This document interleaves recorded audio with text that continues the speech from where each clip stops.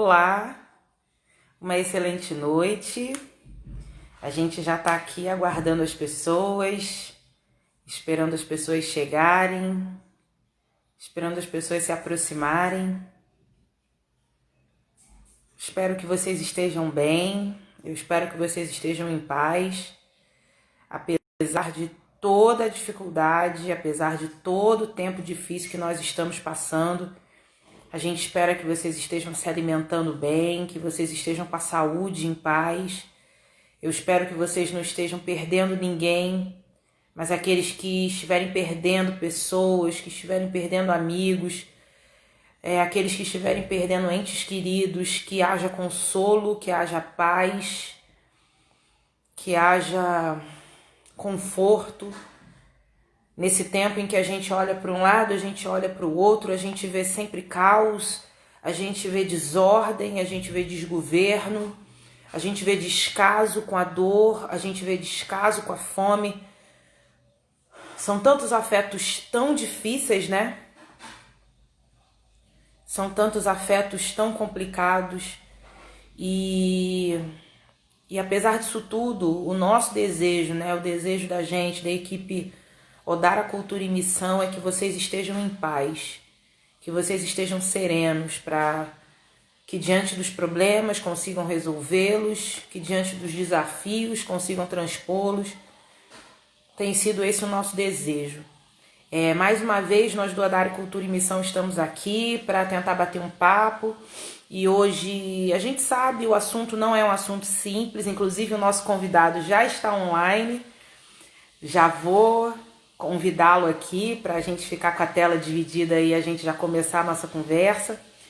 Só aproveito para fazer essa pequena abertura e dizer para vocês que, como sempre, os temas do Odara Cultura e Missão não são necessariamente temas voltados para o entretenimento. Não que nós tenhamos nenhum tipo de problema com entretenimento.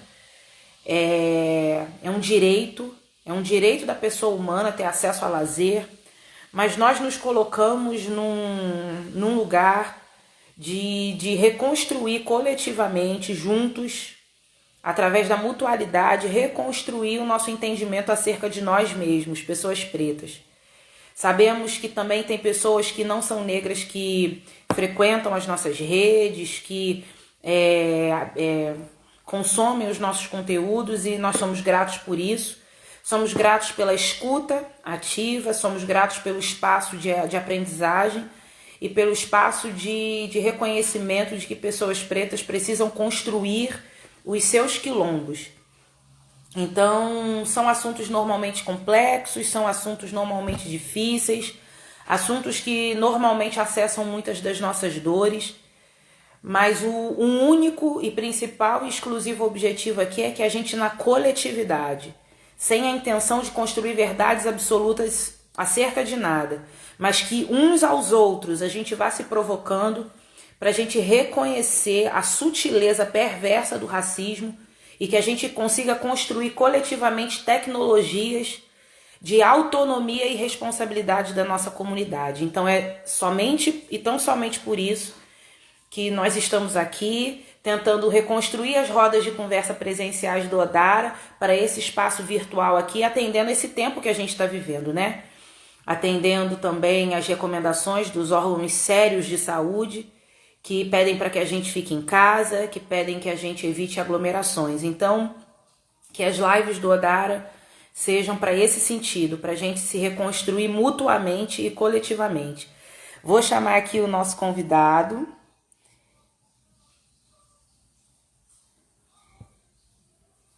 E tô aqui, cadê ele? Eu acenei aqui para ele saber que a gente... Vamos, né, pedir a Deus para que todas as internets estejam funcionando. Olá, Olá, tudo bom? muito prazer em tê-lo aqui com a gente. O prazer é meu. Tava aqui, Muito feliz com esse convite.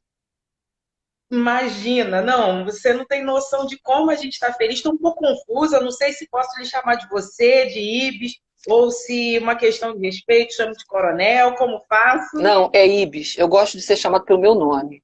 Ibis. Perfeito, perfeito, perfeito.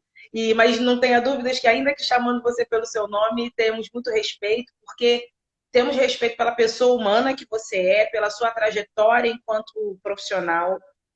Temos em você um oásis no meio de Obrigada. um deserto complexo, né? No meio de um deserto complexo, que quando pensamos em segurança pública, sobretudo quando a gente pensa em segurança pública, a partir do lugar onde a gente está, de pessoas pretas, periféricas, faveladas, nós sabemos, as estatísticas não mentem para nós, a gente sabe o quanto que as pessoas pretas, periféricas, têm dificuldades de se relacionar a partir de uma lógica acolhedora com instituições, principalmente com as instituições de segurança pública. A gente vem aí rondando os nossos pensamentos, né? E a construção do nosso imaginário sobre as instituições de segurança pública, que elas são perigosas para nós, que elas são nocivas para nós. E sempre quando eu falo nós, muito raramente eu vou falar eu, porque eu sou uma mulher que tem muitas pessoas perto, né? Família, amigos, comunidade. Mas a gente tem tentado, na nossa caminhada no Odara, fazer uma construção de que o racismo é perverso. E ele é perverso. E ele é perverso em todas as categorias sociais, em todas as instâncias. E talvez o professor Silvio de Almeida, com seu trabalho acerca do racismo estrutural, um conceito que ele traz, ele ajuda muito a gente a entender que onde quer que o corpo preto esteja inserido, ele não consegue operar o racismo, mas ele consegue reproduzir a violência do racismo, né? E aí aqui hoje, a gente precisa muito contar com as suas provocações, porque também falamos aqui anteriormente que nós não temos intenção alguma de passar aqui verdades herméticas para ninguém. Mas para gente que se reconstrói em coletividade, a gente precisa muito ser provocado para perceber que também morre quem atira. Sim. Somos pessoas que estamos ouvindo a cada dia mais, principalmente de 2013, quando o gigante acordou, Sim. e que a gente precisa até uma outra live para conversar sobre esse gigante que acordou, se ele estava dormindo, que coisa é essa. Mas a gente tem ouvido muito esse jargão, se não acabou, tem que acabar, eu quero o fim da polícia militar. A gente tem muito medo de jargões, porque bandido bom é bandido morto também é um jargão. Sim. Então a gente precisa olhar com muita serenidade e de forma racional a todos esses jargões que vêm sendo lançados acima de nós. E é somente por essa razão que nós entendemos que a sua presença, que a sua voz possa nos fortalecer nos nossos questionamentos, nas nossas dúvidas e na construção do nosso entendimento. O que é essa estrutura racista em que a polícia militar está inserida? Quem são esses policiais pretos que estão inseridos nessa corporação? Uma corporação que é conhecida no mundo por ser a corporação que mais mata pessoas, mas também é a que mais morre. E quando nós analisamos o efetivo de policiais que são assassinados, mais de 50% são de policiais negros. Então, quem a gente está querendo que acabe? O que a gente está querendo que seja destruído? Então, é por essa razão que a gente está muito feliz em receber aqui o nosso convidado, Ibis Pereira, coronel da reserva da Polícia Militar do Estado do Rio de Janeiro, atuante ativista pelos direitos humanos e pela luta antirracista. Está como coordenador, né, da mandata da minha querida, da nossa Sim. querida aqui do Odara, Renata Souza. Transita, né, pelas discussões de direitos humanos, não é de agora. Tem uma atuação, inclusive, reconhecida na Polícia Militar como um policial progressista, e não é o único. Temos um histórico de outras pessoas que tentam produzir uma atuação importante no campo progressista dentro da corporação e está doutorando de História Política na UERJ. Então, a gente quer muito te ouvir. E na medida que você for falando, a gente vai colocando as nossas provocações. Muito obrigada mais uma vez. Olha, eu tô muito feliz de estar falando com vocês nessa noite. Muito mesmo, muito, muito orgulhoso. Porque quando, assim, a primeira vez que eu recebi o convite de vocês me chamaram de irmão. Isso para mim foi uma alegria, sabe? Um motivo de honra, sabe? Eu fico até emocionado quando eu falo isso, porque é assim como eu me vejo e gosto de me ver. Porque esse é um compromisso, o compromisso dos direitos humanos para mim é uma coisa que eu já trago desde antes da polícia, que tem a ver com a minha trajetória de vida, de pastoral de favela, né? Eu venho de grupo de igreja, de militância de teologia da libertação. Então, antes de entrar na polícia, eu já tinha essa preocupação com justiça social, né? Assim, não é a polícia na esquina que promove paz. O que promove paz é justiça, né? E, assim, seria muito interessante se a gente tivesse um tempo aqui imenso para discutir todas essas questões, desde o início do século XVI, quando esse país foi criado, foi descoberto, ou foi invadido, enfim, e começou o processo de colonização, e começou toda essa programação criminalizante. Seria legal se a gente tivesse tempo para ir lá atrás. Mas, enfim, a gente não vai ter esse tempo. Mas vamos ter ainda. É. A gente vai. Quando tudo a gente voltar ao normal, você vai ter que mudar presencialmente. Eu acho que a gente precisa entender o que é o racismo e como ele funciona. Porque ele é isso. Ele é alguma coisa que funciona, que produz um efeito. E um efeito que vai ser impactante, desvantajoso, terrível sobre uma camada da população brasileira, que é o povo preto, pobre, periférico. Então ele atua produzindo um efeito. Agora, o que torna difícil, às vezes, a gente tocar nesse assunto, principalmente discutir isso entre os policiais, a polícia é majoritariamente constituída por negros, né? Principalmente os soldados, quem está na ponta, né, no dia a dia, são majoritariamente negros, os praças. A galera que está na ponta trabalhando mesmo. Então, é muito difícil você, às vezes, tocar nesse assunto, porque a maioria das pessoas pensa assim, eu não odeio negros. Então, se eu não odeio negros, o racismo não é um problema. As pessoas acham que o racismo precisa do ódio manifesto, expresso, né, no próprio caráter da pessoa com relação a um outro. Então, eu odeio negros, eu odeio ciganos, eu odeio judeus. Só que o racismo, e você falou muito bem da perversidade do racismo, o racismo ele é perverso, sobretudo porque ele é sutil. Se fosse assim, era mais fácil de enfrentar o racismo. Se a coisa tivesse explicitada numa lei de segregação, era mais fácil da gente enfrentar o racismo. O problema é que o racismo ele se esconde nas estruturas. E no modo como a estrutura, no modo como a gente ordena as coisas, para que a sociedade funcione de uma determinada maneira. É isso que torna o racismo algo mais perverso ainda e mais sutil. Porque ele pode prescindir do ódio ao negro. E nem por isso as instituições deixarão de ser racistas no seu resultado. Ou seja, do jeito que as coisas estão configuradas, do modo como os dispositivos estão arranjados, há pelo menos 40 anos, o resultado será sempre contrário e negativo e doloroso para a população preta, pobre e periférica. Para eu ficar apenas nos 40 últimos anos. Né? Porque, assim, qual é o nosso grande problema? O nosso grande problema é a escravidão. Sabe? A desigualdade é um problema, mas porque a escravidão é um problema. A gente não superou isso. No sentido formal, sim, não tem uma... A escravidão, fizeram uma lei e acabaram com ela no sentido formal. Mas ela continuou produzindo seus efeitos. Por que ela continuou produzindo seus efeitos? Porque nós tivemos uma tremenda dificuldade em consolidar a democracia com a República. Esse é o primeiro problema.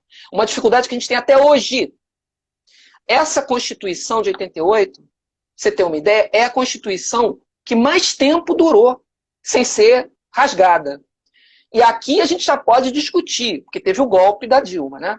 O golpe que tirou Dilma do poder. Então aí a gente já pode. Mas mesmo assim, A outra Constituição antes dela, que durou mais tempo, foi de 46, que só durou 18 anos. Olha, então o que eu estou dizendo? A gente aboliu formalmente a escravidão, mas aquela massa de pessoas que durante séculos foram preteridas na sua cidadania, faziam parte da população, mas não eram cidadãos, eram coisa, era réis, era propriedade. A gente abriu as senzalas, botou essa gente toda para fora e não desenvolvemos nenhuma política pública efetiva para integrar essas pessoas no conjunto da cidadania. E o grande problema foi esse. A gente não avançou com a democracia. A democracia, a República Velha foi um horror, né? Ela se inaugurou com o massacre de Canudos, depois teve contestado vários estados de sítio. Nós tivemos o governo Arthur Bernardes, por exemplo, governou 4 anos em estado de sítio. Então, a gente, para você ter uma ideia, a gente industrializou o Brasil, a gente precisou fazer uma ditadura para industrializar o Brasil.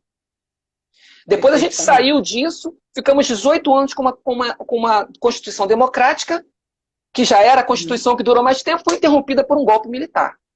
E agora, a gente está tendo que brigar pela democracia de novo. Porque tem gente aí querendo golpe, querendo fechar Congresso, STF.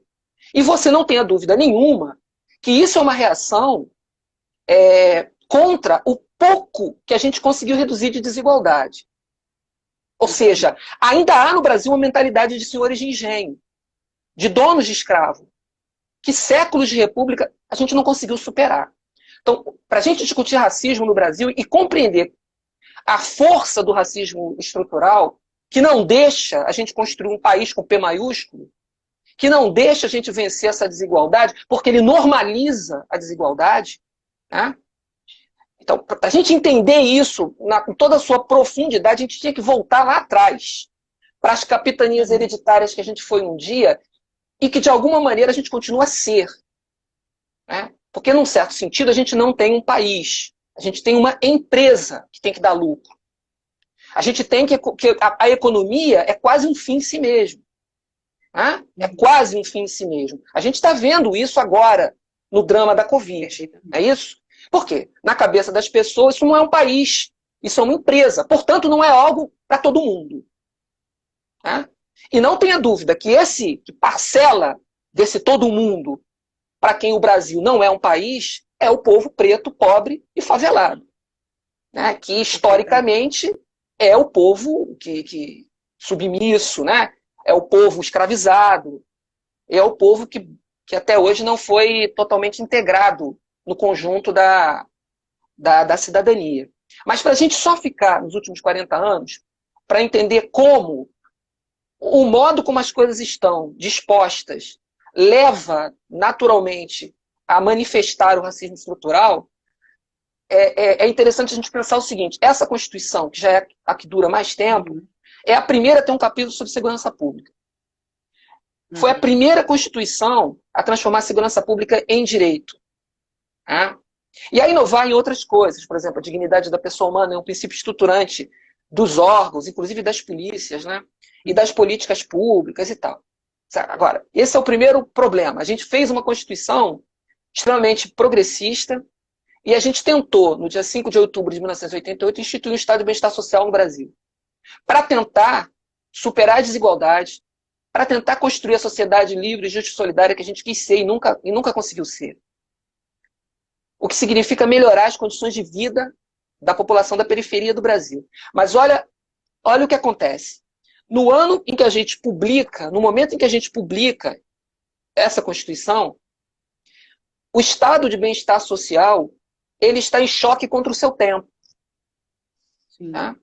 Porque o neoliberalismo já começa a se instalar no mundo como nova proposta política e econômica, e os canhões do neoliberalismo já estão apontados para o Estado Democrático de Direito e para os estados de bem-estar social. O que eu quero dizer com isso é que a nossa Constituição, apesar de progressista, ela luta por sobreviver, não é de agora, quando a coisa se tornou tão despudorada que as pessoas estão pedindo golpe, mas ela enfrenta essa mentalidade desde o dia em que ela foi promulgada.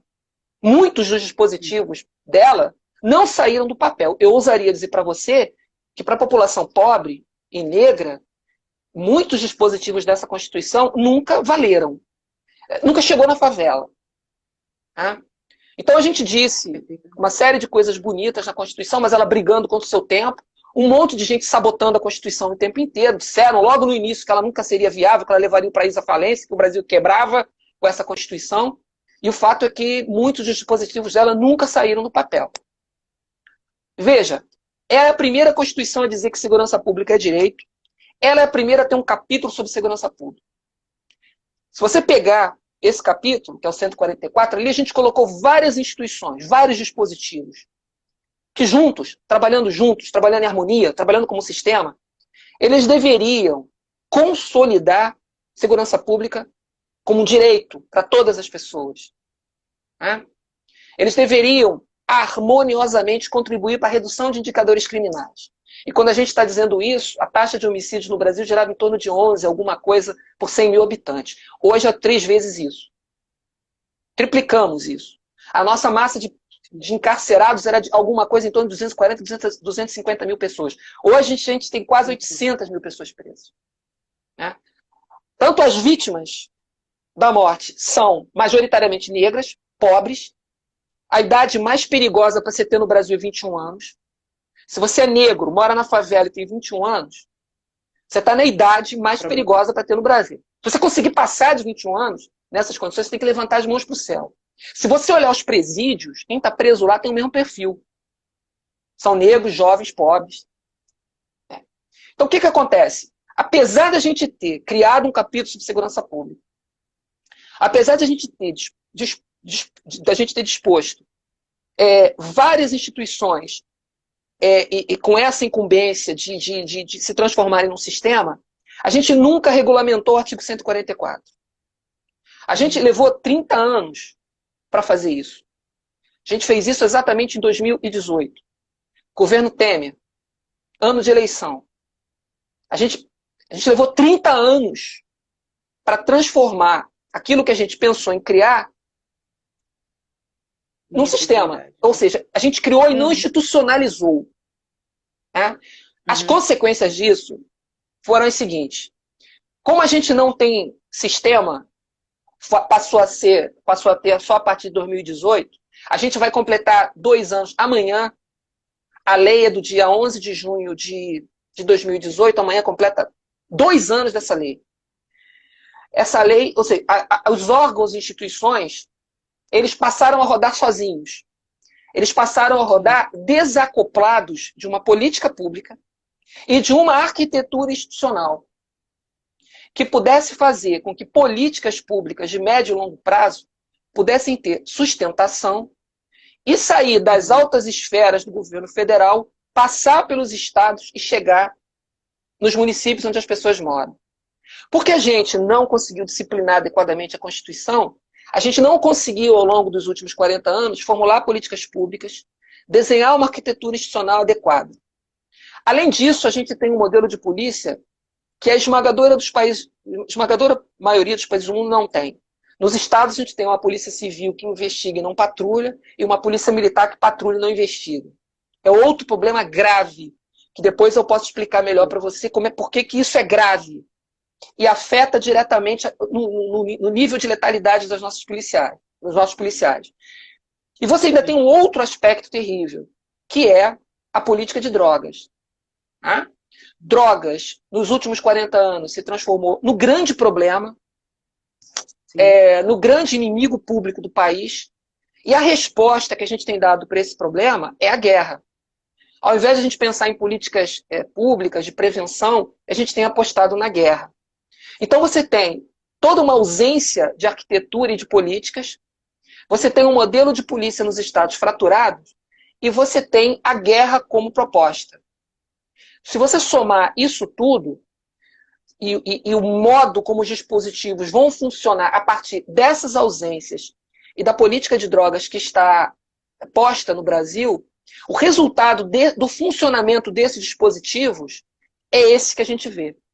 Esses dispositivos desacompanhados de todas essas estruturas e políticas, ele tem um resultado danoso, catastrófico, que a população preta e pobre vai sentir E o racismo está nisso. Está nesse modo de disposição, está nesse modo de funcionamento. Porque, em última análise, essa população vai sofrer o mau funcionamento desses dispositivos. Tá? E dessas ausências todas. Sim. Das tantas coisas que você falou e que são fundantes, né, para a gente pensar primeiro esse cenário, um panorama. Eu fiquei percebendo que o racismo não é muito mais do que um sentimento. Ele não é um sentimento. Não é uma coisa que eu sinto pela outra. Ele é um modo como as coisas se dão. Ele é o chão de todas as coisas. E em sendo assim, em sendo algo sistêmico, o Estado opera para a manutenção do racismo, das tantas coisas. E todo o processo de segurança pública é apenas mais um braço para a gente ver as construções do racismo serem efetivadas no seio da sociedade. A gente pode mais ou menos caminhar por esse entendimento? Eu só faria talvez um reparo de que assim, o racismo ele opera também numa dimensão de afeto. Ele opera também numa manifestação do caráter. Existem práticas racistas fundadas no ódio. Há uma existência que é diferente da minha. O racismo, para você ter racismo, você precisa ter basicamente duas coisas. Um preconceito, ou seja, você tem que ter toda uma produção discursiva que inferiorize o outro, né? Que estranhe a diferença, né? E que hierarquize as diferenças, né? Um preconceito, no sentido mesmo de alguma coisa que está disseminada na cabeça das pessoas. E uma sociedade fundada na escravidão, ela opera também no nível das mentalidades. O racismo é sempre uma técnica, porque junto com o preconceito vem o poder. A necessidade de fazer o poder circular, a necessidade de subordinar o outro. Você imagina o que foram os dispositivos de controle para manter uma sociedade escravocrata durante 320 anos. Né? Você não mantém uma sociedade escravocrata, não mantém a ordem numa sociedade escravocrata para que a sua economia possa funcionar, porque a economia numa sociedade escravocrata, ela gira a partir da força que você extrai do corpo de um outro ser humano torturado, supliciado. Para isso, esse ser humano precisa ser inviabilizado, ou invisibilizado, melhor dizendo, na sua humanidade. Você precisa criar todo um dispositivo, toda uma mentalidade que invisibilize isso. Né? E a coisa no Brasil foi muito sutil. Se você pegar a Constituição, a primeira Constituição que a gente teve, de 1824, procura nela a palavra escravo, escravidão. Você não vai encontrar. A primeira Constituição do Brasil é liberal. Ela foi feita para o mundo ver que o Brasil era um país liberal, apesar de ter escravo. Você não encontra escravidão ali. E isso vigorou até o final do século XIX, praticamente, até 1891. Né? Quando a gente fez o primeiro código. Você veja que tipo de cinismo você tem que desenvolver na alma de um povo para permitir uma coisa como essa. A tortura é uma realidade até hoje. Até hoje, a gente elegeu um presidente que disse que um torturador era o seu herói. 52 milhões de brasileiros não viram problema nenhum nisso. Isso é uma sobrevivência da escravidão, da sociedade escravocrata, que a gente não deixou de ser de uma determinada maneira. E é sinal de uma democracia que a gente não concluiu totalmente. É claro, a gente vota a cada 2 anos. Mas isso não significa que ela é um valor. É um valor. A gente está tendo que brigar por ela. Sabe? Defender a democracia, que deveria ser uma coisa óbvia, não é tanto para milhões de brasileiros. Né? Mas por que isso? Porque a escravidão, a sociedade escravocrata que a gente foi, ela exerce até hoje uma espécie de pedagogia na alma das pessoas. Né? Que invisibiliza as injustiças históricas que a gente herdou desse negócio todo e continuam aí a céu aberto. Ninguém estranha uma favela no meio da mais opulenta riqueza. Ninguém acha estranho, por exemplo, que a Rocinha tenha problema de tuberculose, né? Que as pessoas não tenham água para beber num dos bairros mais ricos do Brasil. Não é do Rio de Janeiro, é do Brasil. Isso está Um dos normalizado. IPTUs mais caros Pois é, do Brasil. isso não fere o nosso senso de justiça. Por quê? Porque o nosso senso de justiça está até hoje adormecido por conta de todas essas estruturas que tornaram possível um modelo de produção fundado na escravidão. Porque para você manter a ordem numa sociedade escravocrata, você não faz isso só com a força das armas. Você captura as pessoas também pela cabeça, né? O escravizado, de alguma maneira, ele tem que legitimar a escravidão. Ele tem que se sentir inferior. O senhor de escravo tem que ficar, de alguma forma, em paz com a sua consciência, né? Para ele poder ir à missa, né? Para ele poder rezar para o Deus dele sem achar que está violando a sua consciência cristã, vamos dizer assim. É todo um dispositivo que se cria e que permite esse tipo de domínio. Então, para você ter racismo, você precisa ter preconceitos, né? No sentido de ideias preconcebidas que estão circulando, e você precisa de poder. O racismo expressa sempre uma tecnologia de poder. É um modo de dominar. Tá? E esses dispositivos de segurança que tornaram possível esse modo de ser da sociedade, eles não foram desarmados pelas repúblicas que se sucederam, que a gente tentou construir depois de 1889. E no meu modo de entender, isso tem a ver com a dificuldade que nós tivemos no século XX em consolidar a democracia. Tá? A democracia ainda é um projeto. Tá? Porque o racismo ele tem muito que ver com isso. O racismo inviabiliza a produção de sujeitos, no sentido de pessoas que tomam o seu destino nas mãos. Né? Não é à toa que a gente até hoje tem poucos negros na política. A política é uma expressão do sujeito. Tá? Então, toda essa dificuldade demonstra uma engrenagem de subordinação que está inscrita nas estruturas. Por isso que a gente fala nesse racismo que se manifesta como ódio e num racismo mais sutil que se manifesta no modo como as coisas estão organizadas. Então, como é que o racismo se manifesta na segurança pública? É que no Brasil, não ter política de segurança é a política de segurança. Não ter estrutura adequada é a estrutura adequada. Porque é nesse desarranjo, é nesse modo como as coisas funcionam, sem política adequada, sem arquitetura adequada, sem modelo de polícia adequada e sem política de droga adequada, é com esse modo doido de funcionar que o racismo continua oprimindo. E que todos esses dispositivos acabam contribuindo para você subordinar uma parcela expressiva da população. Ou seja, você usa esse dispositivo como um mecanismo de administrar a exclusão. É isso que eu quero dizer. Por isso que é difícil, porque você explicar isso com um policial que é negro, que está morrendo. Em 2018, a polícia brasileira matou 6.220 pessoas. 6.220. Esse ano, em abril, foram 177 pessoas. Em 2018, foram 343 policiais mortos, 104 cometendo suicídio. Né? Então, esse é um mecanismo que vitima também policiais. Né?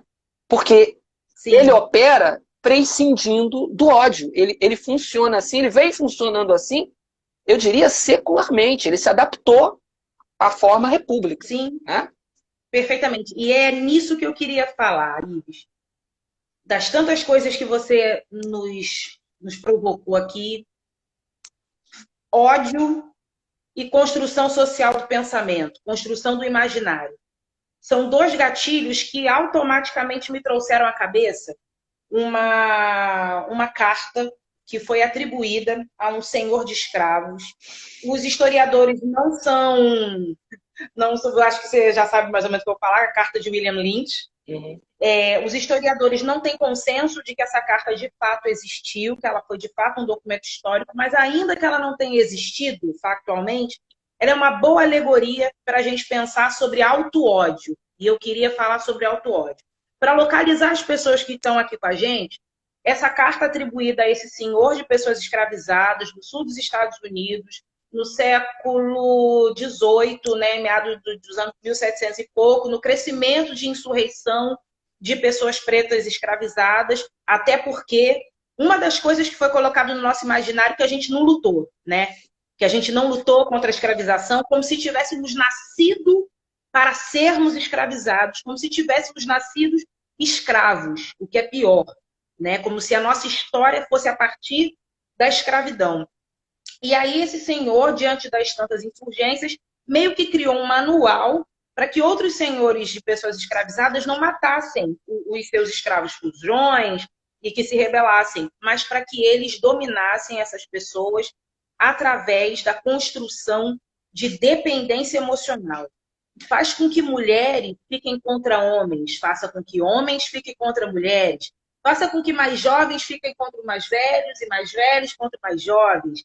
Faça com os que trabalham dentro de casa, tenham ódio dos que trabalham fora da casa, e os que trabalham fora da casa carregando peso, tenham ódio dos que trabalham dentro de casa. E ele, no final dessa carta, diz que em fazendo a manutenção desses acirramentos, ele diz que a confiança é mais frágil que a desconfiança. E que o ódio é mais forte do que a comunidade, do que o senso de povo. E que se os senhores de pessoas escravizadas replicassem esses acirramentos, eles iam ter domínio sobre essas pessoas de geração em geração. A gente, enquanto povo, se odeia. A gente, enquanto povo, a gente se odeia. E aí eu queria trazer a luz para esse movimento. Somos pessoas pretas, essas pessoas também que estão de farda e coturno atirando em outras pessoas pretas. Somos pessoas pretas, aqueles que na sua comunidade, porque muitos policiais moram dentro de favela, mas dizem que faz qualquer outra coisa. Muitos dizem que têm outras profissões, muitos fingem durante anos que não são policiais, porque dentro da sua comunidade tem que performar de um jeito e fora da comunidade performar de uma outra forma. E como que performam fora da comunidade? A partir da lógica racista do Estado, que bestializa policiais pretos e faz com que ele veja com que o outro igual a ele, vítima da mesma guerra, porque a guerra é a mesma. E a gente diz que os policiais pretos estão do lado oposto. Não vejo dessa forma e eu gostaria que você comentasse um pouco sobre isso. E como é que a gente então discute o auto-ódio do policial negro, que muitas das vezes se embranquece no processo na medida que ele vai internalizando os valores da corporação, ele vai internalizando os valores da hierarquia militar, ele vai internalizando essa bestialização que o Estado racista produz na gente. Como que a gente consegue pensar nesse processo? Porque pessoas pretas, nascidas e criadas em comunidades, passam a criminalizar compulsoriamente os territórios de favela. Você mesmo está vivendo todo um processo de perseguição, essa produção violenta de fake news, que tem sido um braço poderoso nesse sistema dessa esquerda, dessa direita extrema que a gente tem vivido, e produzindo como se favela fosse único, exclusivo lugar de criminalidade e de produção de perversidade. Como que a gente consegue pensar a partir dessa provocação? Olha, eu acho que o primeiro ponto é problematizar a questão racial, a questão do negro, nas escolas de formação. Porque muitas pessoas negras não têm consciência do que significa. Muitas pessoas. Porque aqui no Brasil a gente se acostumou um tipo de pensamento que foi sendo construído a partir, aliás, desde o século XIX, né? Desde quando o Brasil se tornou independente e a gente tentou pensar no que é o povo brasileiro, né? Aliás, eu acho que essa é uma questão ainda em aberto, né? Eu acho que o povo brasileiro ainda tá se construindo, vamos dizer assim, ainda é uma grande incógnita o que a gente é efetivamente para nós mesmos, né? Então, durante muito tempo, houve um processo descarado de embranquecimento, né? Você vê que logo depois que acontece a abolição formal da escravidão, o Brasil começa a importar mão de obra para embranquecer realmente. É um projeto. Durante o governo Vargas, isso foi um projeto, né, de embranquecimento nacional. E muitas obras foram escritas para tentar nos convencer de que o Brasil vivia, e muita gente ainda acredita nisso hoje, uma espécie de democracia racial. Que a questão racial, a questão do negro, portanto, não é um problema. E muitos policiais, eles pensam nisso também. Quando eu fui comandante, eu comandei 2 escolas da polícia militar, inclusive a escola de formação de oficiais. E eu tentei introduzir nas escolas essa problematização. Porque eu acho que assim, essa tentativa de você pensar essa coisa da subjetividade, né, da autonomia e da liberdade efetiva, começa com a dignidade, né? E você saber quem você é, conhecer a sua história, conhecer o que te trouxe até aqui, né? Conhecer que a nossa vida não está desengajada, desacoplada, ela não é indiferente a toda uma história, né? Eu acredito que a consciência começa por aí. É preciso que as pessoas tomem consciência do que é o racismo e de como o racismo nos constitui e constitui as nossas relações sociais. Isso é um trabalho tremendo. Você problematizar isso nas escolas ainda é um grande problema. Inclusive dentro da academia, né? Ainda é um problema. Você fica, a nossa luta é muito maior do que essa. Você tem que dizer para a pessoa o que significa ser negro, né? E isso também tem relação com os mecanismos de dominação, né? Assim, para você manter alguém dominada, é necessário que a pessoa ela não tenha precisão do seu valor, ela não tenha consciência do seu valor, né? Ela tem que se sentir de alguma maneira menor. Com isso você torna a dominação mais fácil. Quando você olha para o espelho e diz para você mesmo, não, eu sou importante, eu conto, você não aceita uma série de coisas. E você briga, e você luta. É muito mais fácil você dominar quando todos os vários dispositivos à tua volta vão te convencendo de que o teu lugar não é nos espaços de poder. De uma simples ligada de televisão e você não conseguir olhar numa bancada de jornal um negro, né? De você entrar num consultório de médico e ser atendido só por brancos, de você entrar num tribunal de justiça e não reconhecer negro ali, isso já é uma maneira de te ensinar o teu lugar. Né? A polícia militar, a nossa escola aqui vai completar 100 anos esse ano agora. A nossa escola nasceu em 1920.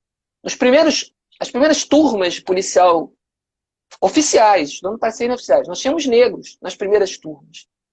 Quando eu comandei a escola, eu encontrei uma foto que estava lá num lugar de pouca visibilidade, eu procurei colocar aquela foto na entrada do auditório para que os alunos pudessem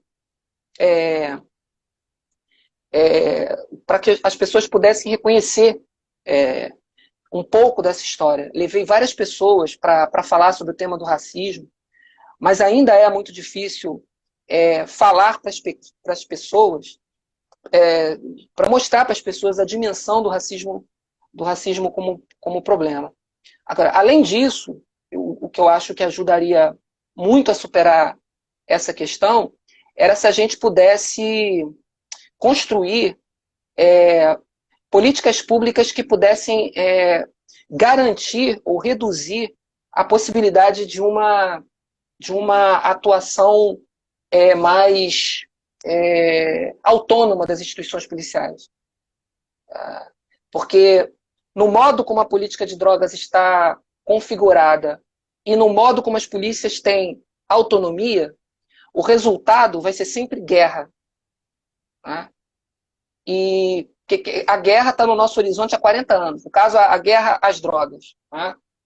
Sim. Porque não tem outra política. Então, nos estados, você tem 2 polícias. A que está 24 horas na rua é exatamente a PM. Só que ela não trabalha com investigação criminal. Então, essa polícia que está nas ruas 24 horas, ela vai ser empurrada o tempo inteiro para fazer guerra. Né? Ela só trabalha com flagrante, ela não trabalha com investigação. Ela vai buscar o flagrante aonde? Ela vai buscar o flagrante na periferia. Né? Ela vai responder a essa demanda da falta de política, da falta de arquitetura e da guerra. Ela vai buscar esse modo de atuação na periferia, na favela, onde ela pode atuar sem precisar de um inquérito policial. Então, a guerra ela, ela, ela, ela impõe um determinado funcionamento das instituições no nível dos estados e ela contribui para formar um tipo de subjetividade capaz de guerra, capaz de guerra. Uhum. E ela opera o tempo inteiro num processo de subjetivação que implica no embrutecimento dos policiais. Então, o aspecto mais perverso dessas ausências todas e da política de guerra que está colocada é o embrutecimento dos policiais. E esse aspecto um pouco cínico, né, que acaba se impondo como, inclusive, um meio de sobrevivência, né, para a pessoa não desabar. Alguns acabam desabando e se matam, né? Mas a guerra, ela está diretamente implicada no curso dessas ausências, dessa ausência de estruturas que a gente tem, e que eu tenho convicção que com os dispositivos que a gente já tem, e com alguns ajustes, a gente, em 15 anos, talvez, pudesse mudar substancialmente essa realidade, desde que a gente tivesse vontade política de mudar. O que eu acho que tem faltado hoje é muito mais vontade política de mudar a realidade do que mecanismos, né, para isso. Eu acho que hoje falta muito mais vontade política. É como se as pessoas estivessem contentes e satisfeitas no modo como esse mecanismo de moer gente opera. Né? Sim. Enfim, racismo está aí. Né? Isso eu fico pensando, eu não necessariamente sou uma pessoa pessimista, não sou pessimista, pelo contrário, sobretudo mulher preta, companheira de um homem preto, mãe de dois meninos que um tem 20, o outro tem 19, um está muito próximo desses 21 anos e o outro faltam 2 anos, que quando meus filhos vão no mercado, eu peço, coloca a camisa, bota um chinelo, bota a identidade no bolso, cuidado, vê se essa roupa tá direito, vê se sua unha tá limpa, cuidado com esse cabelo, cuidado para quem olha, não fica encarando ninguém para ir no supermercado. Então, diante de todos esses cenários, o otimismo tem sido um bálsamo para mim, para que eu continue viva e lutando e perseverando junto da minha comunidade. Né? Mas eu fico muito reflexiva acerca dos processos da branquitude, e quem dera que a gente estivesse falando de branquitude, falando de gente branca, né? A gente está falando desse sistema, esse ideário efetivado nas formas de fazer política e de operar os equipamentos. Eu fico muito reflexiva de que a estrutura do Estado que opera a partir da lógica da branquitude, ela jamais vai, por dentro dela mesma, permitir que mecanismos de tardar a bestialização desses sujeitos que fazem a manutenção do seu próprio sistema. Então, eu não consigo ver que seja possível, ainda que nas escolas de formação, inclusive a Lei 10.639, que torna obrigatório o ensino de história africana e afro-brasileira na educação básica, é uma das leis mais desrespeitadas no Brasil. Existem equipamentos educacionais, e eu sou pedagoga, estou aí nessa resistência, fazendo oficinas de formação cidadã em algumas escolas, existem diretoras, existem pedagogas que nunca ouviram falar nessa lei, que torna obrigatório o ensino de história africana e afro-brasileira e de indígena, dos nossos povos originários que compõem a nossa existência enquanto esse calabouço aqui que a gente chama de Brasil, né? Então, eu não compreendo que as estruturas por dentro sejam capazes de promover o tardiamento da bestialização do nosso povo. Eu acredito muito no fortalecimento comunitário.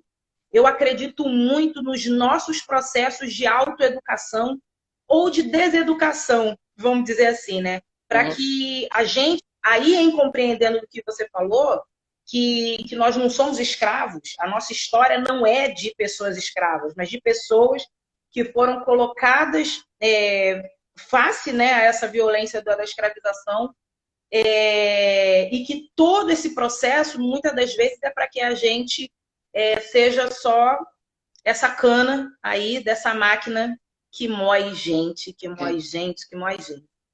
eu fiquei pensando aqui, e para encerrar, porque infelizmente a gente só tem 11 minutinhos de papo, eu queria que, com as suas considerações finais, você falasse uma coisa que eu li numa entrevista de janeiro desse ano, produzida pelo El País, e que ela resgatou a fala, ela trouxe a fala de um homem preto, cabo da Polícia Militar de São Paulo, falando acerca dos seus sentimentos. Algo difícil da gente ver um homem preto falar, né? Sobre os seus afetos. Esse homem preto que a gente desmantela ele da sua capacidade de sentir. Ele falou que se sente diretamente ofendido quando ele ouve esse jargão que eu falei lá no início, sobre tem que acabar a polícia militar. Homem preto esse, primeiro a concluir o ensino médio na sua família, primeiro a ser servidor público e ganhar mais de 2 salários mínimos na sua família. Homem preto esse que é arrimo de família, que é pilar fundante, né, da manutenção da alimentação, da escola, da vestimenta e do transporte da sua família, com um salário que você, mais do que ninguém, você fala muito isso sobre a bestialização dos policiais, inclusive pela via, né, econômica, financeira. E quando as pessoas, quando ele ouve, principalmente, né, os movimentos de esquerda, os movimentos progressistas falando acerca do término da polícia militar, assim, nu e cru essa frase, que eu consigo entender o que significa a desmilitarização da polícia. Você, sobretudo, constrói em cima desses conceitos. Mas e a minha vizinha aqui, a dona Magali, na comunidade que eu estou inserida? Será que ela entende? Não. E aí ele falou que se sente diretamente ofendido porque se acaba a polícia, acaba a comida na casa dele. Diante dessa, né? Aí, diante disso, eu queria falando com o nosso povo. Não é para alimentar o ego intelectual de ninguém, mas para o nosso povo. O que da polícia não presta? E o que da polícia deveria prestar? E esse lance de direitos humanos e segurança pública é possível? Eu sei que é uma pergunta complexa, mas queria que você, de alguma forma, nas suas considerações finais, falasse para a gente, para o nosso povo que está assistindo, sabe? Para o nosso povo favelado que está ouvindo. Olha, eu acho plenamente possível a gente fazer uma segurança pública de uma maneira diferente do que tem sido isso daí. Que o que basicamente tem faltado no nosso país é política pública de segurança. O Brasil não tem isso, não tem nada digno disso. Essa lei que eu disse para você que está fazendo 2 anos amanhã, que transformou ou pretendeu transformar todas essas instituições num sistema, ela está na gaveta. A gente não conseguiu avançar com ela. As instituições policiais no Brasil continuam rodando como se fossem instituições autônomas, independentes. Não há direção de uma política pública com P maiúsculo, não tem controle. O problema da atividade policial é falta de controle e falta de direcionamento de uma política pública. Esse tem sido o nosso maior drama. Assim, eu entendo quando as pessoas vão para a rua dizer não acabou, tem que acabar, eu quero o fim da polícia militar, porque todas essas ausências, todas essas faltas que a gente está falando aqui há quase 1 hora, elas são mais expostas através do modo como a PM atua, porque ela é a polícia que está 24 horas na rua. Mas se a gente acabar com essa polícia amanhã e construir uma outra polícia civil, um outro modo de administração, um outro modelo de administração, mas a gente continuar com todas essas ausências, com todas essas faltas, essa futura polícia vai agir da mesma maneira. O que a gente precisa discutir no Brasil é política pública de segurança, tá? E controle da atividade policial. Tá? E a gente hoje tem meios para isso. Tem uma instituição que foi criada a partir de 1988 para fazer isso, que é o Ministério Público. Tá? Ele é um ator que, lamentavelmente, tem sido omisso nesse debate. Quando as pessoas me perguntam qual é o melhor modelo que você acha que deveria ter a polícia no Brasil, para mim, deveria ser o modelo civil. Na minha opinião, eu acho que todas as polícias deveriam ser civis, porque a função policial é civil. Mas é uma ilusão imaginar que transformando a polícia militar numa polícia civil e deixando de construir uma arquitetura institucional séria para lidar com o fenômeno do crime, deixando de ter política pública, como a gente não faz no Brasil, continuando com guerra às drogas, como grande aposta para enfrentar a questão das drogas, e só transformando a polícia militar numa polícia civil, não vai mudar substancialmente nada. Né? Polícia precisa de controle. A gente precisa discutir no Brasil, para ontem, um protocolo de ação de controle da força. Um protocolo para as operações policiais. Não tem protocolo nenhum. Não tem protocolo nenhum. Qualquer patrulha no meio da rua começa uma guerra. Em qualquer lugar do mundo, você tem protocolos claros para operações policiais. Você tem protocolos claros para controle da força. Não é assim. No Brasil não tem. Em qualquer lugar do território nacional, uma dupla que está patrulhando a rua começa uma guerra, sob o argumento de que precisou reprimir um crime que estava acontecendo ali na frente dele. Ele entra na periferia, numa favela e começa uma guerra. Isso é inaceitável num país que tem os marcos constitucionais que a gente tem. Então, acho que o que a gente precisa discutir, e aí a organização da comunidade é fundamental, é controle das polícias. As polícias no Brasil, elas não têm controle externo. Controle popular, o Witzel, que assumiu agora, a primeira coisa que ele fez foi acabar com a ouvidoria. E controle externo, o Ministério Público, né? A gente não tem mecanismos efetivos de controle. Não tem política pública dirigindo as polícias. Né? Eu digo, política pública que comece lá em cima, né, do governo federal, passando pelos estados, chegando aos municípios. Né? A gente não tem política pública, não tem arquitetura, não tem controle e tem guerra. Né? Então o resultado terrível e desastroso é esse.